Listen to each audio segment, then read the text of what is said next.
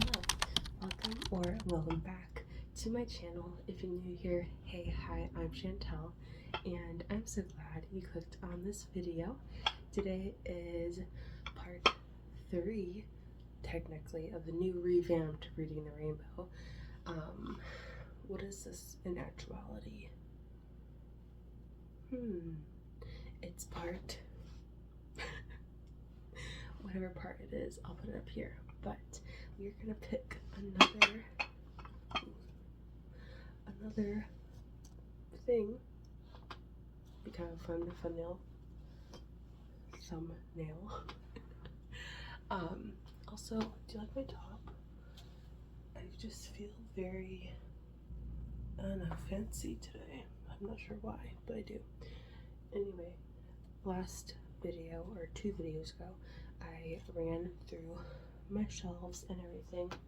Technically, I probably could fit some of the books that are like overhanging, like this right here, and this one right over here. I could probably fit them on the shelves, but I haven't done that yet just because I've been very busy and I'm working a lot of hours now that I have a new manager at my store. So yes, I am very excited to pick out something though. I guess we'll just I kind of want, I could go for fantasy or a romance or a romantasy.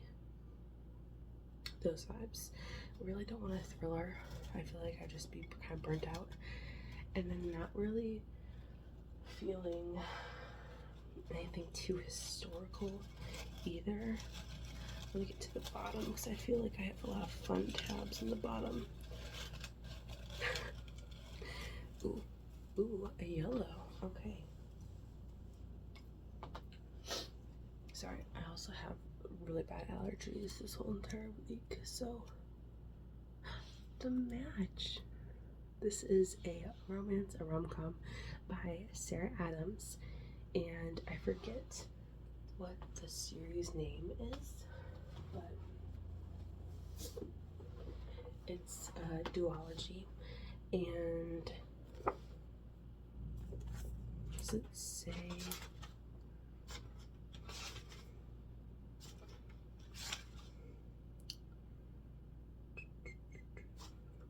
I feel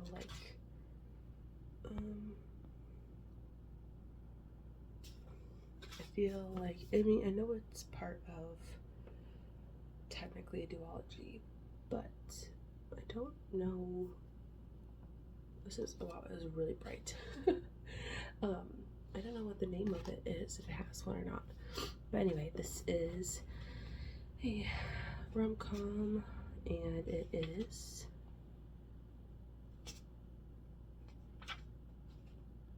290 pages. I couldn't tell if that was part of the book or not. And it does have a note from the author, but this basically, I think it might give a little bit of spoilers, but it does have disabled character representation, which is always really cool. And let's, bookmark. I think because this cover is so bright, I'm gonna use this. It's kind of, I feel like it vibes well with it, and it has a cute little tassel. This one is from Gigi and Bo, I think. So I like their bookmarks. The only thing I wish is that I would have bought the laminated ones, because this is just paper. But as always, it's a really loud truck. As always, let's read the first line together. Chapter 1, Evie. Oh, I didn't read the synopsis. Who am I? Okay. Sometimes love finds you when you least expect it. Evie Jones has dedicated her time and her very limited funds to working for Southern Services PAWS, the company that matched her with the love of her life, Charlie, a service dog trained to assist her epilepsy. But it's no secret that the company has been struggling to make ends meet. It's up to her and her longtime mentor and boss to throw the fundraiser of the century to keep the doors open. Then Evie meets Jacob Broden, at a client consultation. They are instant sparks, but not the good time, because Jacob's daughter set up the meeting without his knowledge. 10-year-old Sam was recently diagnosed with epilepsy and has wanted a service animal ever since. While he had reservations at first, it doesn't take long for Jacob to be convinced that a service dog, and possibly Evie with her magical woodland green eyes, might just be the best thing for him and his daughter. As Evie spends more time with Jacob and helps Sam find her perfect match with a lovable golden retriever named Daisy, she starts begging for something she's never had before, a loving family. For Jacob, falling in love with Evie is the last thing he should be doing, but love has a way of finding those who need it most. That's so cute. Okay, now let's read the first line. I wake up to the feel of Charlie's tongue grazing my cheek. Ew. If you know one thing about me, I don't like dogs or cats or any animal, like their tongues like being on anyone's body, specifically my body, but like if I see like them like lick someone's face, it like grosses me out so much. So that's kind of gross to me, but yeah. So it is currently Sunday morning. It's like 9-10 in the morning, and I read, let's see, around 70 pages, maybe 71 or something like that, pages of The Match last night. So cute. It's so cute. It's Sarah Adams, and she writes really good, just very easy to read little rom-coms. You know, they're usually not that long, so but they're easy to fly through and a good like palate cleanser and stuff, so I find them really easy to get through. But I did that, and then this morning I read, I think 3 pages, something like that. I can't remember, sorry. I'm very tired. I have my coffee here and I'm still like out of it. But I'm currently at like 90 something pages, in the early 90s, I guess is the right word to say.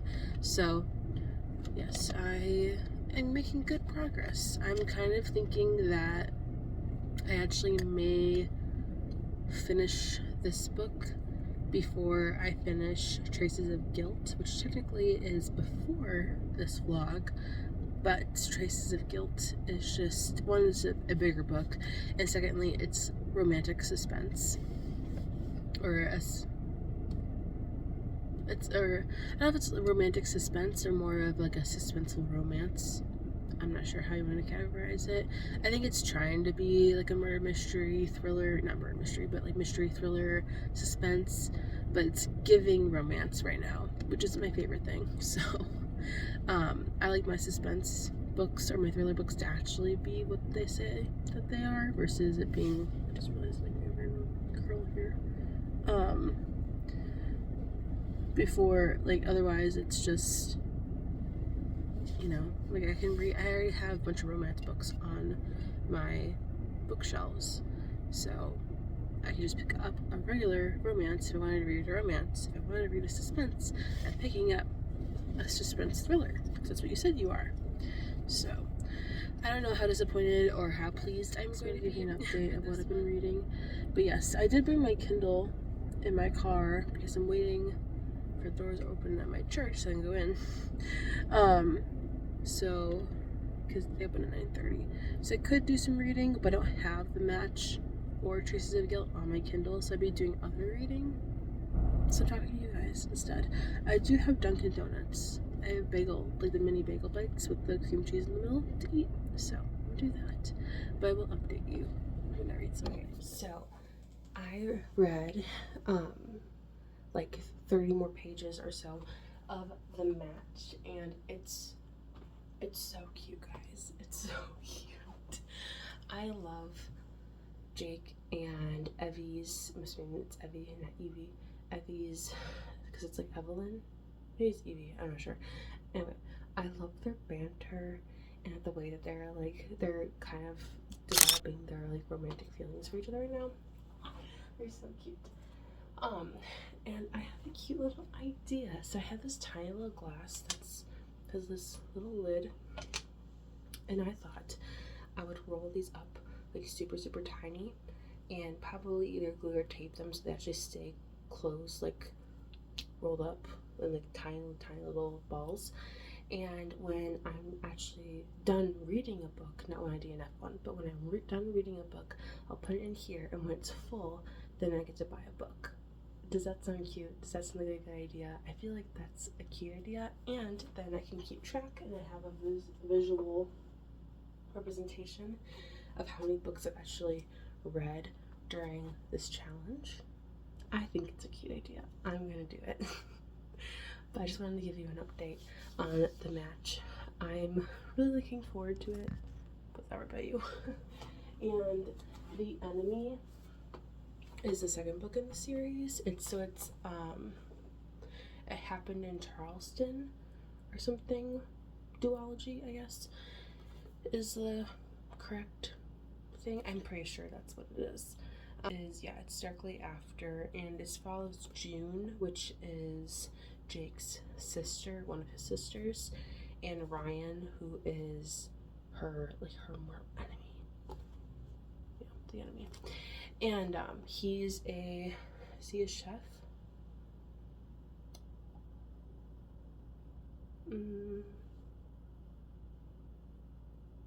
Yeah, he's the youngest chef to ever win 3 Michelin stars, which is incredible.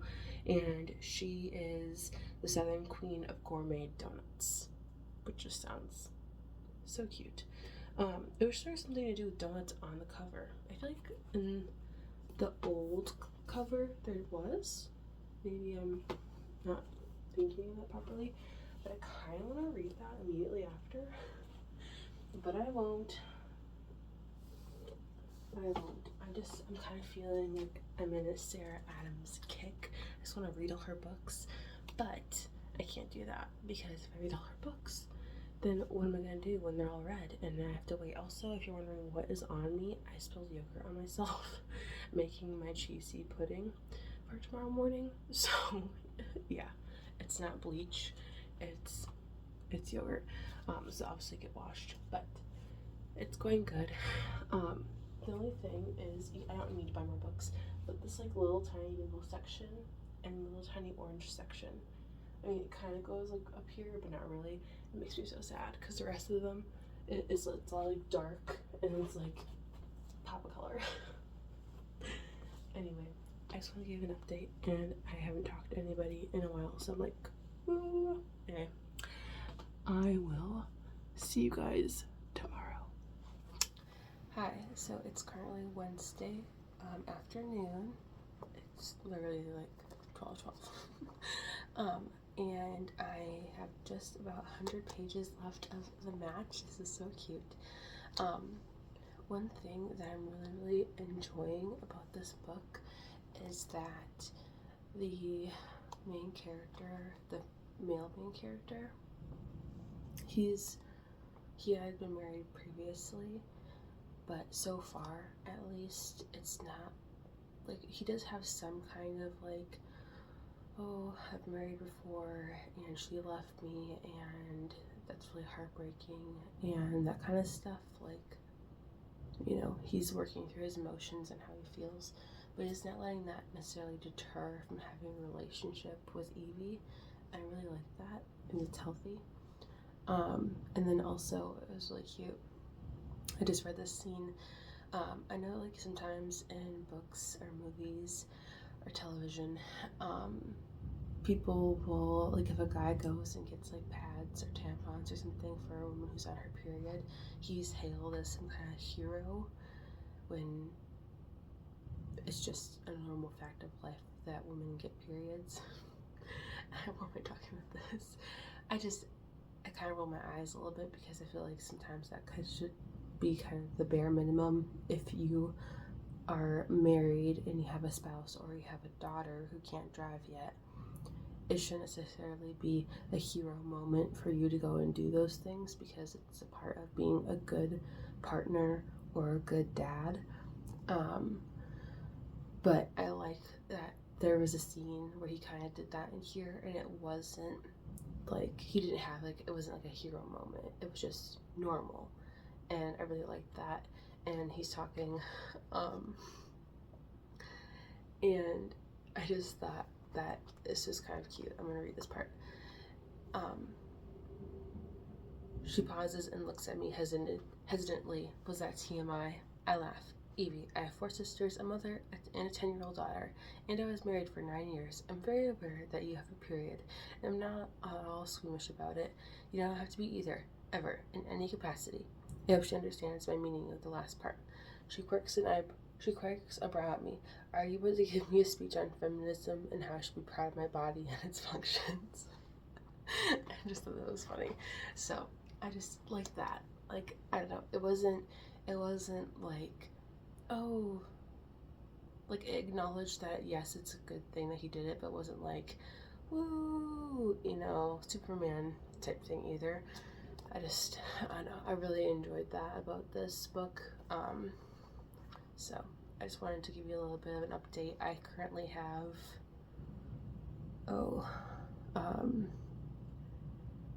97, I think, pages left of this, so I have this amount of the way through, so hopefully I'll finish it today. I did have a little bit of a headache earlier, but I'm feeling a little bit better now, so hopefully it stays away. I also do have to go grocery shopping for lunch groceries to make lunches for the rest of this week and stuff. So I will catch you later. Hopefully I finish this today because I really want to pick up a new book so we can go and read that at the beach tomorrow with my friend for her birthday. So yay! Okay, so I finished the match. It's only like an hour later. I flew through the rest of this because it's super easy to read. I gave it 3.75 stars, mostly because the third act breakup was so predictable. It wasn't even like, I mean, I've literally read that same concept, like the same plot and everything happening in other books before. That's how predictable it was. So I was kind of disappointed that that's how it went, especially when they had just had a conversation about trust and believing each other when they tell each other something and like all this thing, and then it's like bam, immediately they forgot it. And I didn't like that. I felt like that was not how real relationships go. I mean, I know that their relationship was new in a sense, but at the same time they had been working together and together dating technically for like a few months at this point. So I don't know, I just kind of was like, well, I feel like they should be stronger than that. But I also don't like how villainized the stepmom, or not stepmom, the bio mom of Sam, the ex-wife, how, like, I can understand that she wasn't a good person in the sense of, yes, she left her husband and her daughter and went to Hollywood to pursue an acting career after having relationship issues with Jake and stuff, and then, you know, obviously they got divorced and all that stuff.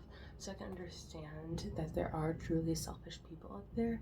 I just think that the whole, like, oh, well, it's okay you don't have Natalie, your mom, because immediately, like, now you have Evie. Like, I don't know. As someone who has a stepdad, I have a step-parent, he was never like that. He always really was like, you know, your dad is your dad, and I am your dad too, but I'm your stepdad. There's always that clear boundary. And I know Natalie didn't do the best job about wanting to be a mom and stuff, but I just really didn't like how they kind of brushed her off. And it was like, well, she'll probably never see her kid again. And I was like, how can you say that so casually? Like, I don't know. I feel like there wasn't good, and also, like, because of that happened, you never see them, like, go to therapy or talk like have Sam go to therapy because her mom abandoned her. Like she just moves on to a new stepmom and immediately starts calling her mom. I think that that's just a little problematic.